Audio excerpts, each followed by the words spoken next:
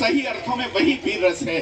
और इस देश के ऐसे बहुत कम कवि हैं जिनको सुनने से रोमावलियां पुलकित हो जाती हैं। वो एक परिष्कृत विचार है, उन विचारों का सार है। सार के लिए जरा जोरदार तालियां बजा दें इस देश के महनीय उद्भट कवि भाई वेदव्रत वाजपेयी जी के लिए।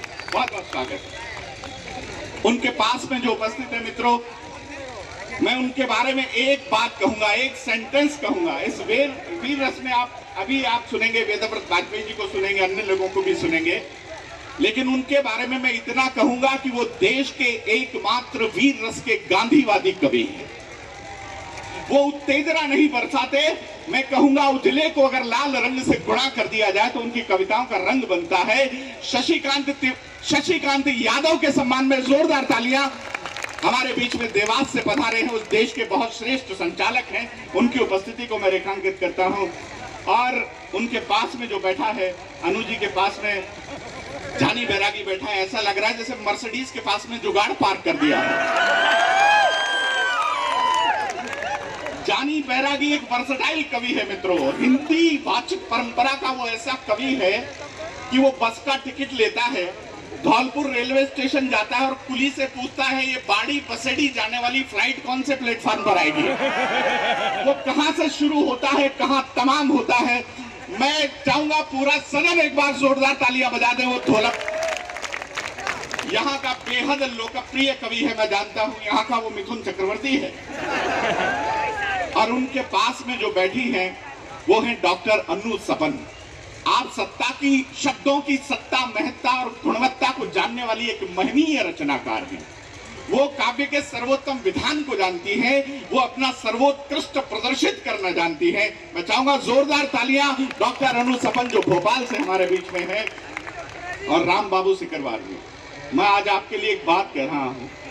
17वीं शताब्दी में अलेक्जेंडर पोप ने एक पैरोडी का महाकाव्य लिखा था, The Rape of the lock.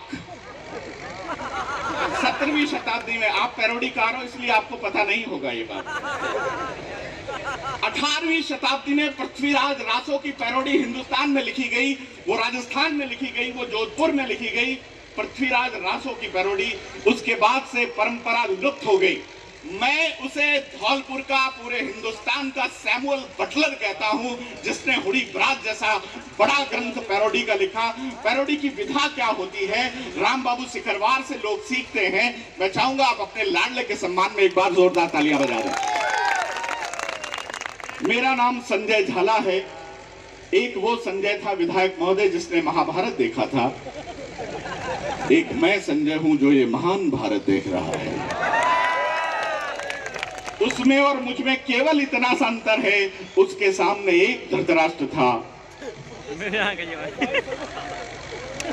मेरे सामने ...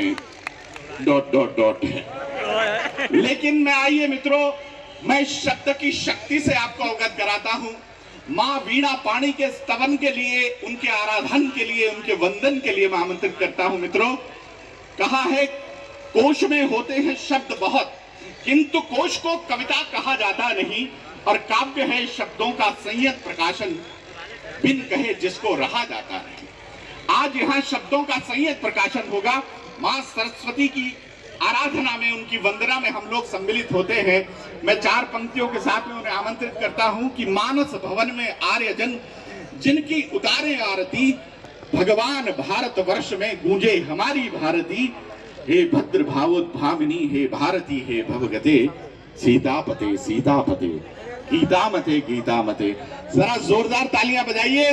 मां सरस्वती की वंदना में, स्तवन में सम्मिलित हो। मैं डॉक्टर अनु सपन को आमंत्रित करता हूं मां सरस्वती की वंदना के लिए। डॉक्टर अनु सपन पधार।